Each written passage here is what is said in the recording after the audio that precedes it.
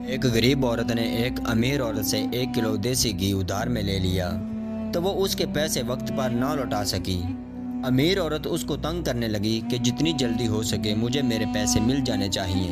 تو کچھ دنوں بعد غریب عورت نے دیکھا کہ ایک چڑیا دھوپ کے اندر تڑپ کر زمین پر گری ہوئی ہے، تو اس نے اس چڑیا کو پکڑا اور اس کو پانی پلا کر سائے میں بٹھایا۔ جب چڑیا کچھ بہتر ہوئی تو وہ اس عورت کی طرف دیکھتی ہوئی وہاں سے اڑ گئی۔ کچھ دنوں کے بعد وہی غریب عورت اپنے گھر کے کمرے کے اندر بیٹھی ہوئی تھی کہ بارش کی بوندیں پڑنے لگیں۔ تو اس غریب عورت نے کھڑکی سے باہر ہاتھ نکالا بارش کی بوندوں کو پکڑنے کے لیے، تو ایک چڑیا اڑتی ہوئی آئی اور اس کی ہتھیلی کے اوپر ایک بیج رکھ گئی۔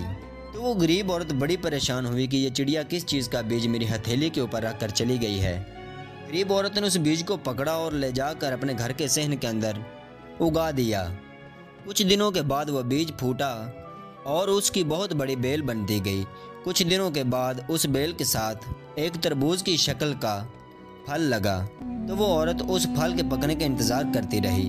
جب وہ پھل پک گیا تو اس غریب عورت نے اس کو توڑا اور اپنے گھر کے کمرے کے اندر لے جا کر سارے کھڑکیاں دروازے بند کر کے جب اس پھل کو چیرا تو اس کے اندر سے بے شمار ہیرے جواہرات موتی نکلے۔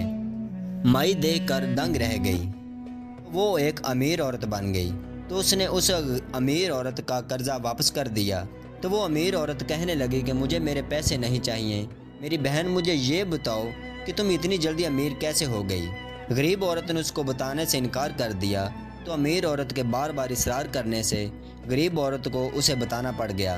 تو امیر عورت نے بھی اپنے گھر جا کر ویسے ہی کیا، لیکن اس نے جان بوجھ کر ایک چڑیا کو مارا اور وہ زمین پر گر گئی۔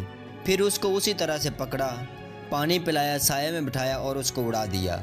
کچھ دنوں کے بعد ویسا ہی ماجرا ہوا، ایک چڑیا اڑتی ہوئی آئی اور اس امیر عورت کی ہتھیلی پر بھی ایک بیج رکھ گئی۔ اس نے بھی ویسے ہی وہ بیج بو دیا اور وہ بیج بڑا ہوا، اس کے ساتھ تربوز لگا۔ اس نے اس کو اپنے اندر کمرے کے لے جا کر جب چیرا تو اس کے اندر سے بے شمار زہریلی مکھیاں اور بھونڈ وغیرہ نکلے اور اس عورت کے چہرے پر لڑ گئے۔ وہ امیر عورت تڑپنے لگی اور موت کے نزدیک جا پہنچی۔ تو پیارے بھائی، اعمال کا دار و مدار نیتوں پر ہے۔ آپ کے کام کے ساتھ ساتھ آپ کی نیت بھی اچھی ہونی چاہیے۔ پیارے بھائی، ایسے بے شمار واقعات سننے کے لیے ہمارے چینل کو لائک اور سبسکرائب ضرور کرنا۔ دعاؤں میں یاد رکھنا۔ اللہ حافظ۔